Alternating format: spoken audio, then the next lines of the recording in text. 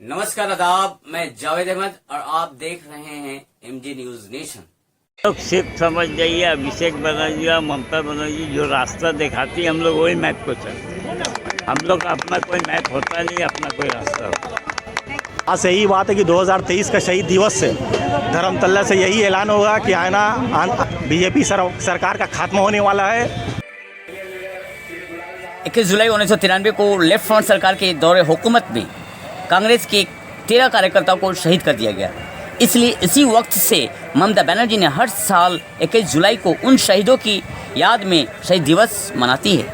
कोविड-19 की वजह से गैप हो गया, मगर 21 जुलाई को बंगाल के लोग भी यादगार मानते हैं। इस दिन शहीदों के परिवार को सम्मानित किया जाता है और ममता बनर्जी और उनके पार्टी के नेतागण अपना अपना वक्तव्य रखते हैं। बंगाल के विभिन्न जिलों से लोग आते हैं और उन्हें ठहरने और खाने पीने का भी व्यवस्था रहता है। 21 जुलाई के दिन पूरा शहर चारों तरफ हर रास्ता और चौराहे पर टीएमसी के कार्यकर्ता जुलूस निकालकर धर्मतल्ला बढ़ते हुए नजर आते हैं। इसी की तैयारी में टीएमसी के सारे नेतागण और कार्यकर्ता अपने अपने क्षेत्र में लोगों से भी आह्वान करते हैं कि बंगाल के सीएम ममता बनर्जी की पुकार पर धर्मतल्ला चलिए। इसलिए 61 नंबर वार्ड के काउंसलर मंजर इकबाल ने भी मलिक बाजार में एक कॉर्नर मंटिक किया और इस सभा में पार्टी के कार्यकर्ता और नेता के अलावा आम आदमी को भी देखा गया। आइए इस मंच से नेतागण ने क्या कहा सुनते हैं। लीडर श्री गुलाल साहब, हमारे साथी, हमारे नौजवान और यहाँ पर मौजूद इलाके के लोग और जहाँ तक मेरी आवाज़ जा रही है, आप सबको अस्सलाम वालेकुम, नमस्कार। और जैसा कि आप लोगों ने अभी तक सारे वक्तों से सुन लिया होगा कि हम लोग आज के स्ट्रीट कॉर्नर मीटिंग की वजह से कर रहे हैं। 21 जुलाई हर साल हमारी नेत्री की लीडरशिप में श्री ममता बनर्जी की आवाज़ में पुकार में हम लोग एक रैली करते हैं, धर्मतल्ला चलो रैली। शहीद दिवस ये रैली मनाया जाता है उन 13 शहीदों के नाम पर जिन्होंने ममता बनर्जी के लीडरशिप में 1993 को एक प्रदेश निकाला था कि no voter card, no identity, no vote. उस टाइम हमारी नेत्री श्रीमती ममता बनर्जी यूथ कांग्रेस की प्रेसिडेंट थी और उनके लीडरशिप में एक बड़ा विशाल प्रोटेस्ट निकला था धर्मतल्ला में मार्क्सवादी सीपीएम की पार्टी, सीपीएम सरकार के खिलाफ। और उस प्रोटेस्ट में सीपीएम के पुलिस ने, सीपीएम के हजमत ने मिलकर हमारे 13 जवानों को शहीद किया था। वो अपने सपोर्ट से, अपने प्रेजेंस से भर दे कि ये बीजेपी सरकार, घमंड की सरकार, उनको ये यहाँ से एक मैसेज पहुँचे कि आइंदा आने वाले 2024 में यही मगरी बंगाल की नेत्री श्रीमती ममता बनर्जी के लीडरशिप में पूरे हिंदुस्तान में श्री नरेंद्र मोदी पाखंडी सरकार, बीजेपी सरकार को हमारी जनता उखाड़ फेंकेगी।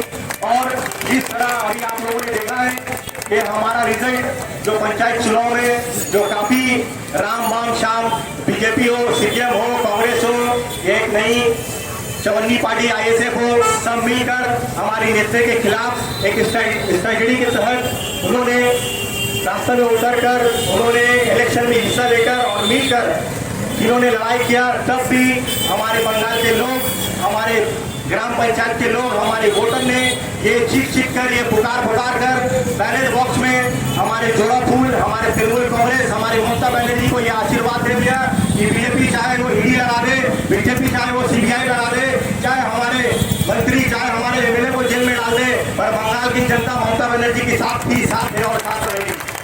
200 বছর ইংরেজ শাসন দেখে, 200 বছরের ইংরেজ শাসনে আমাদের কোনোদিনও হিন্দুরা মনে করেনি আমরা বিপদে আছি। আজকে এই সমস্ত হিন্দু রাজ্য করার জন্য এবং এইভাবে যারা ব্রিটিশের চাটুকার, যারা ব্রিটিশের কাছে মুসলে লাগিয়েছে তাদেরকে সম্মানিত করে আজকে ভারতবর্ষকে, যারা মহাত্মা গান্ধীকে খুন করার মধ্যে ছিল তাদেরকে সম্মানিত করে আজকে ভারতবর্ষকে এমন জায়গায় নিয়ে গেছে। আজ আপনারা জানেন যে পেট্রোলের দাম, ডিজেলের দাম, রান্নার গ্যাসের দাম, মানুষের ঘর জোয়ার বাইরে, মানুষের আজকে কি দুর্বিষহ অবস্থা। এই অবস্থাতে আমাদের প্রত্যেককে একজোট হতে হবে। और हमारे यहाँ बैठे सभी साथी और संग्रामी साथी, मैं आप लोगों को एक चीज बता दूं कि 21 जुलाई सबने आपको बारी बारी करके बताया है कि 21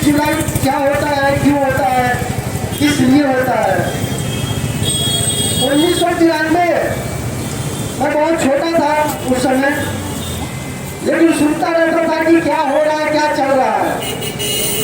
उस दिन भी मैंने शाम को ये सुना कि धर्मतल्ला में कुछ हलचल हुआ, कुछ झमेला हुआ, लेकिन किस हद तक का झमेला हुआ ये मुझे बिल्कुल पता नहीं था।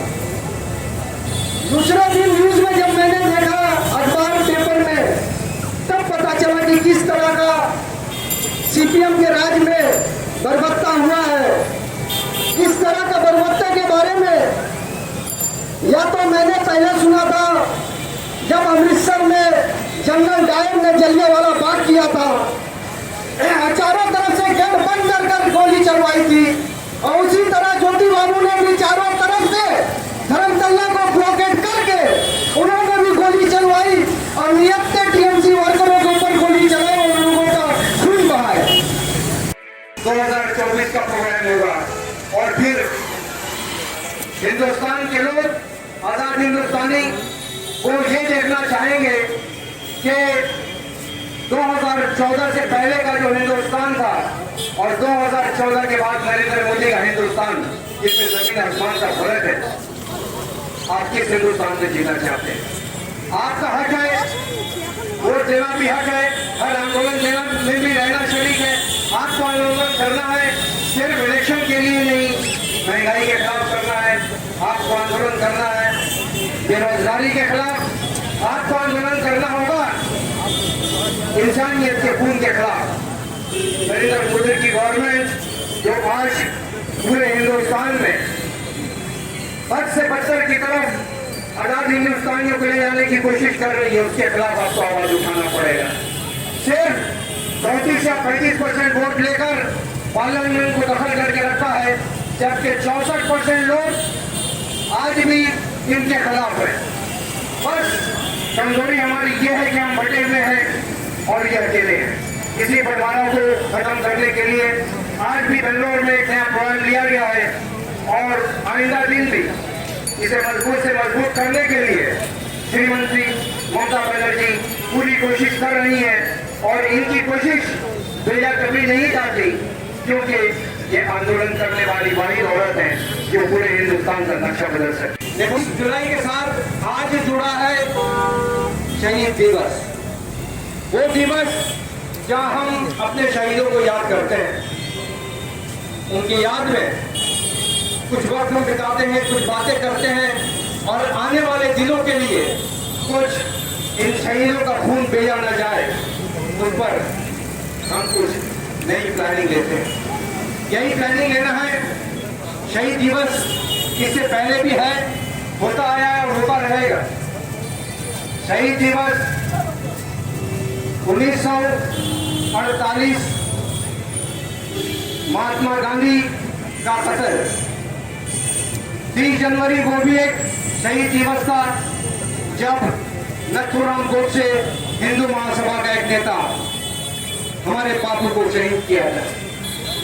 अनगिनत शहीदों ने इस मुल्क में अपना खून बहाया है और बहाते रहेंगे।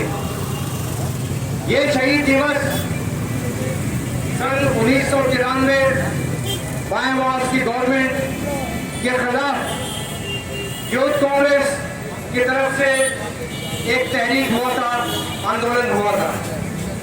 उस तहरीक में हमारे साथी से आपने सुना है कि मांग सिर्फ एक था कि वोट देने का राइट। वोट किसी जमाने में जब ब्रिटिश राज थी तो आम आदमी वोट नहीं दे पाता था। उस वक्त वोट चंद लोग देते थे, फिर उसके बाद जिनके पास ट्रेड लाइसेंस था वो लोग सिर्फ वोट के हकदार थे। तहरीकें चली, आंदोलन हुआ और आज ये नौबत है कि हर हिंदुस्तानी जो 21 साल का हो वो वोट देने का हक रखता है।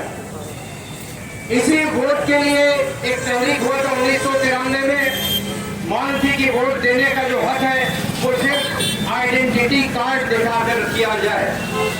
ये तहरीक था 1993 का। ये स्लोगन लेकर यूथ कांग्रेस के नेता राइडर्स की तरफ बढ़े थे और फिर हम पंथी के पुलिसों ने गोलियों का बौछार किया और 13 लोग शहीद हुए। उनकी याद नहीं ये शहीद दिवस 1993 से चला आ रहा है। पिछले 30 চলতি মানুষেরা যারা এই সভা শুনছেন, আমার আওয়াজ যতদূর পর্যন্ত যাচ্ছে সকলকে আমি নমস্কার জানাচ্ছি। প্রতিবারে তাই এবারও আমরা এই এদেশি গোষ্ঠীর সংযোগস্থলে এই 21শে জুলাইয়ের প্রস্তুতি সভায় উপস্থিত হয়েছি। আগামী 21শে জুলাই শুক্রবার সকাল 10টার সময় আমাদের এই পার্টি অফিস থেকে একটি বিশাল মিছিল জনাব মনজার ইকবাল মহাশয়ের নেতৃত্বে ধর্মতলার থেকে এগিয়ে যাবে। আমি জনাব মনজার ইকবাল মহাশয়ের তরফ থেকে আমার সবাইকে আমি আমন্ত্রণ জানাবো, আপনারা সকাল 10টার সময় এই অফিসে এসে এই বিশাল মিছিল আকারে আমরা ধর্মতলায় গিয়ে উপস্থিত হব। আমরা যারা তৃণমূল কংগ্রেস কর্মী যারা তৃণমূল কংগ্রেস করি তাদের জন্য 21শে জুলাই একটা আবেগ, এই আবেগ একটা শ্রদ্ধার দিন আর নতুন কিছু রূপায়ণের দিন। আগামী দিন আমরা কি কার্যকলাপ করব এটাই আমাদের 21শে জুলাই। আমার পূর্ববর্তী বক্তারা বলেছেন যে 21শে জুলাই সম্বন্ধে, তো আমি একবার বলে দিই যে সালটা ছিল 1993। জ্যোতিবাবু তখন ভারতবর্ষের মুখ্যমন্ত্রী, উনি তৎকালীন সকল অপোজিশন লিডারদের উনি ম্যানেজ করতেন, কিন্তু উনি আমাদের নেত্রী মমতা বন্দ্যোপাধ্যায়কে ম্যানেজ করতে পারেননি। আর আমাদের নেত্রী তখন চিন্তা করেছিলেন যদি আইডেন্টিটি কার্ড দিয়ে ভোট না করানো যায় তাহলে এদের রিগিং চলবে আর এই 34 বছরের অপশাসনকে উনি শেষ করতে পারতেন না। তাই 1993 সালের 21শে জুলাই উনি ডাক দিয়েছিলেন যে নো আইডেন্টিটি নো ভোট। সেই জন্য কুচবিহার থেকে কাকদ্বীপ, পাহাড় থেকে সমুদ্র, আবাল বৃদ্ধ বনিতা সবাই সেদিন রাস্তায় নেমে মহাকরণের দিকে সুস্থভাবে এগিয়ে যাচ্ছিলেন, কিন্তু পুলিশ তাদের উপর নির্বিচারে গুলিবর্ষণ করে 13 জন কর্মী শহীদ হন। हमारी आवाज जहाँ तक जा रही है, तमाम दुकानदार और जिन बाजार के अंदर जितने लोग हमारी माएँ बहनें हैं, इन लोगों के दरमियान आज बड़ी बाजार के स्लोगन से ये दावा किया जा रहा है आप लोगों को कि आइंदा 21 जुलाई यानी जुमा के दिन शहीद दिवस के मौके पर हर साल की तरह इस साल भी एक जबरदस्त शान जुलूस यहाँ से निकलेगा और ये जुलूस मरकजी हुकूमत के खिलाफ ये जुलूस रहेगी। ये जुलूस आज जो आपके दरमियान तमाम चीजों की महंगाई बढ़ी पड़ी है, इसके खिलाफ आपका जुलूस रहेगा। मरकजी हुकूमत के अवाम दुश्मन पॉलिसियों के खिलाफ ये तो जुलूस रहेगा।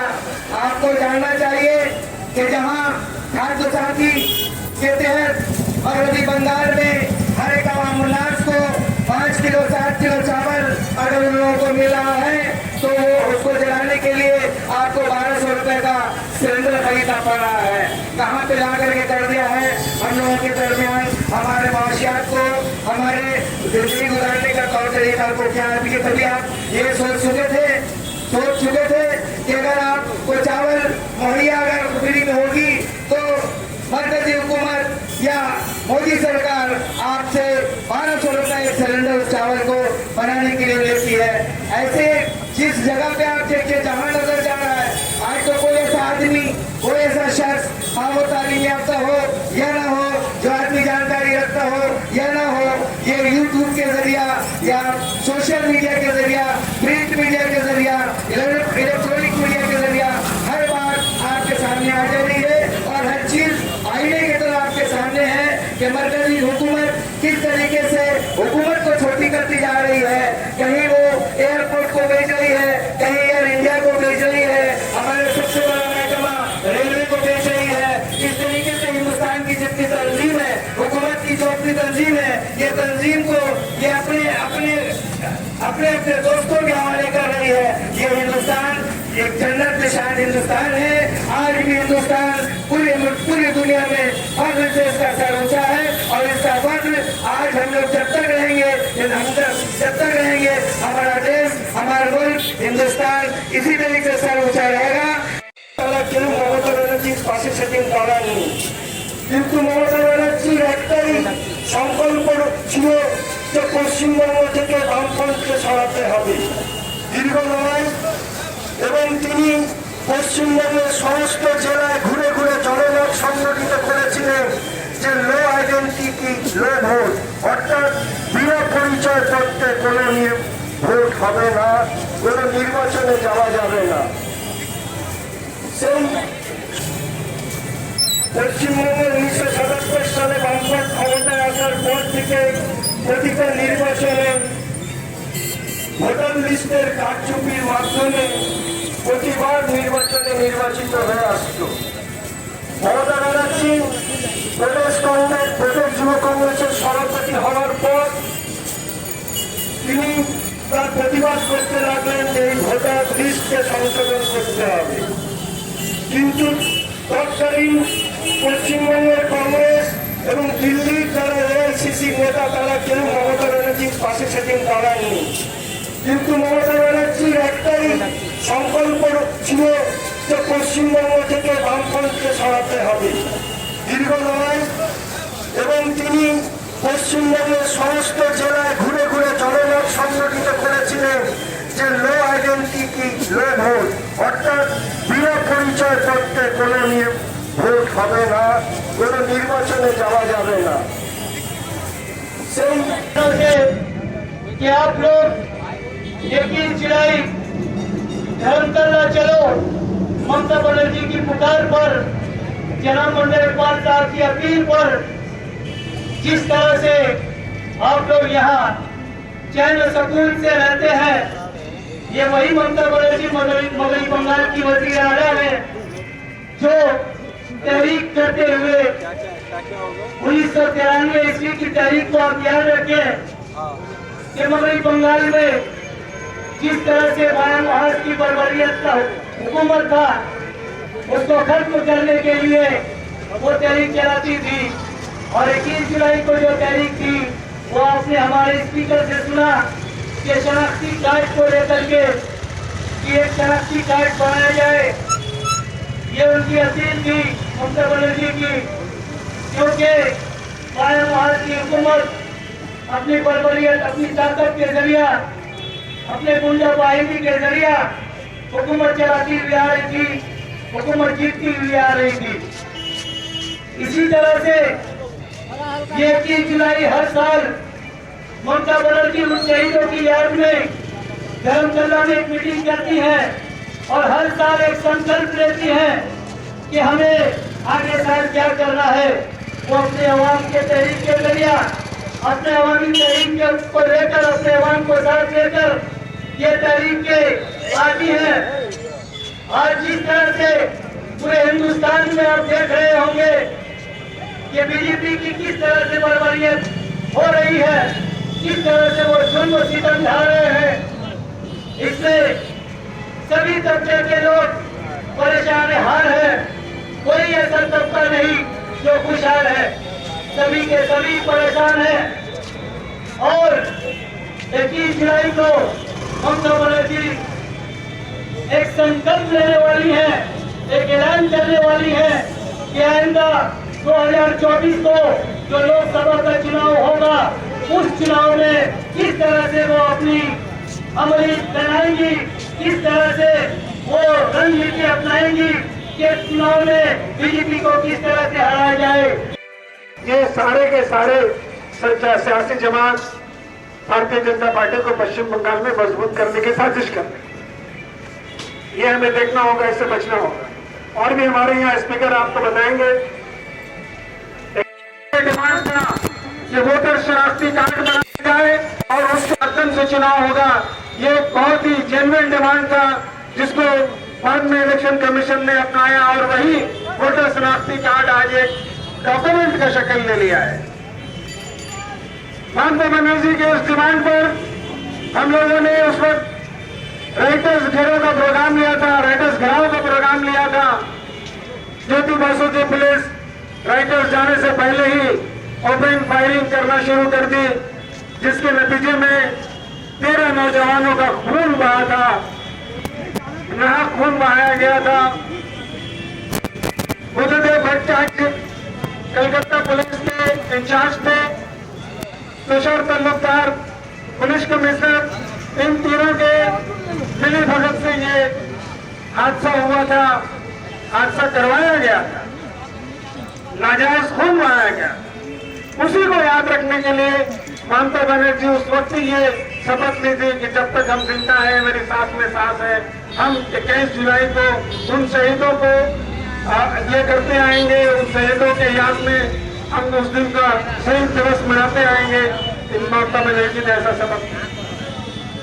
आज भी 21 जुलाई को धर्मतल्ला चलने के हमायत में आपके दरमियान आपके और हमारे अब्दुल अजीज काउंसिलर जनाब मंजर इकबाल साहब ये आपको अपील रखते हैं कि 2 घंटे के लिए अपने कारोबार को बंद करके जुमा से पहले आप हमारे जलसे में शरीक हो, धर्मतल्ला चले और ममता बनर्जी के हाथ को मजबूत करें के लिए है। और आप लोग इस तरह से रिकॉर्ड को 21 जुलाई को हमेशा से फिर लगाते हुए आए, लोग जमात करते हुए आए हैं। अब ये चाहेंगे कि इस बार भी ज़्यादा से ज़्यादा तादाद में लोग आ जाए, हम लोग यहाँ से मीटिंग लेकर धर्मतल्ला के लिए रवाना हो।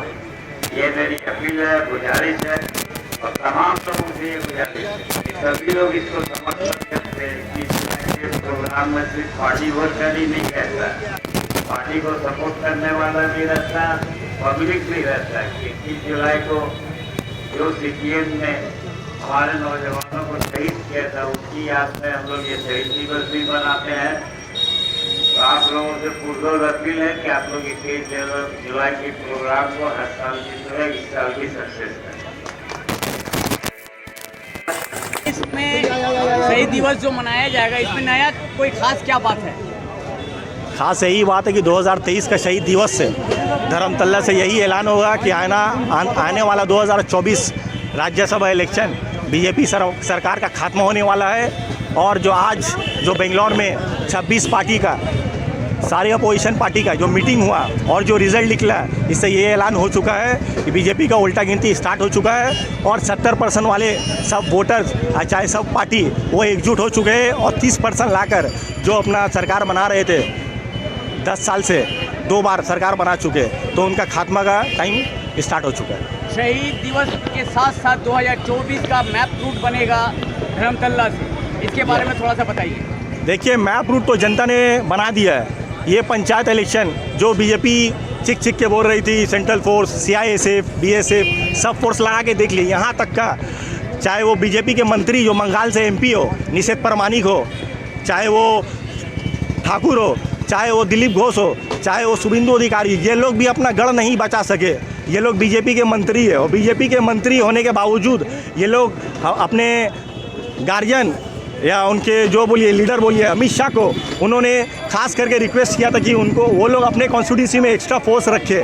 तो अगर बीजेपी कहेगी कि कुछ हुआ है तो ये सरासर गलत है, क्योंकि उनके मंत्री लोग भी अपने इलाका नहीं बचा सके, चाहे वो दिलीप घोष हो, चाहे वो निषेध परमानिक हो, चाहे वो ठाकुर हो, चाहे वो शुभेंदु अधिकारी हो। ये लोग अपने अपने गढ़ में हारे हैं और जनता ने इन्हें भरपूर चाटा मारा है और जनता ने ये साबित कर दिया है कि तृणमूल कांग्रेस और श्रीमती ममता बनर्जी के साथ थी, साथ है, साथ रहेगी। जनता ने ये बोल दिया कि लक्ष्मी भंडार, स्वास्थ्य साथी, चाहे वो कोई भी हमारा उन्नयन का प्रोग्राम हो, हमारा उन्नयन का ये हो, वो ममता बनर्जी के साथ थे, अभिषेक बनर्जी के साथ है। आने वाली पीढ़ी, नई नस्ल जो अभिषेक बनर्जी के लीडरशिप में तैयार हो चुका है, नोबो जुआर के जरिए अभिषेक बनर्जी ने टीएमसी को एक नया ऑक्सीजन भर दिया है कि ये साबित कर दिया कि तुम हमारे मंत्री, तुम हमारे एमएलए को जेल में भर दो, ईडी सीबीआई लगा दो, पर हम लोग थे, है और रहेंगे। पंचायत में इतना बहुमत सीट से आप जीते हैं जी, उन लोग मतलब बहुत कोशिश किया, राम बाम शाम, जी हाँ, फिर भी हार गए, इसके बारे में बताइए। देखिए, जनता जनार्दन है, जनता सब जानती है कि कौन पार्टी किसके लिए काम कर रही है, कौन पार्टी दिखावा कर रही है, कौन पार्टी नाटक कर रही है, कौन पार्टी जहाँ लोकेलिटी में वातावरण ख़राब करने की कोशिश कर रही है। ये सीपीएम देखिए जो चले गई है, 50 साल दूरबीन लेके भी आप खोजेंगे तो 50 साल उनको मिलने वाला नहीं है। कांग्रेस बंगाल में कुछ उसका अस्तित्व वजूद नहीं है। पब्लिक ने 2021 का इलेक्शन जब हुआ था सेंट्रल फोर्स के तहत कितना स्ट्रिक्ट इलेक्शन होता है ये सारे आवाम को पता है, पर सीपीएम को ज़ीरो, कांग्रेस को ज़ीरो में लेके आया है। वजह क्या है? ममता बनर्जी का सिर्फ और सिर्फ उन्नति, ममता बनर्जी का सबको लेकर साथ चलना और ममता बनर्जी का काम, यही चीज़ आगे भी था, हमेशा था और यही रहेगा। ये लोग इलेक्शन मेकर होता है, बड़ा बड़ा लीडर होता है, ये लोग का काम है। हम लोग सिर्फ समझ जाइए अभिषेक बनर्जी और ममता बनर्जी जो रास्ता दिखाती है हम लोग वही मैप को चलते हैं। हम लोग का अपना कोई मैप होता नहीं, अपना कोई रास्ता होता है।